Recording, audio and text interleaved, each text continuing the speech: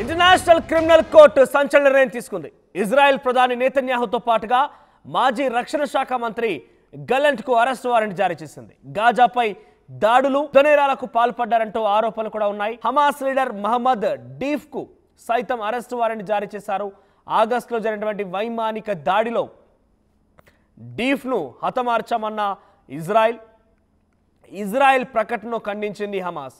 So పరస్పరంగా international అటువైపుగా criminal court నుంచి పెద్ద ఎత్తున ఇటు ఇజ్రాయెల్ ప్రధాని నేతన్యాహుతో పాటుగా మాజీ రక్షణ శాఖ మంత్రికి ఈ రకంగా అరెస్ట్ వారెంట్ జారీ కావడం గల కారణం ఏంటంటే ఒక దేశం పైన విచక్షణరహితంగా విరుచుకుపడమే కాకుండా అక్కడి మానవాల్ని పూర్తిగా చిన్నాభిన్నం చేసేసి తిండికి తాగడానికి నీరు కోసం హాహాకారాలు పెట్టించే విధంగా దాడులు ప్రతిదాడులు ఉన్నాయి.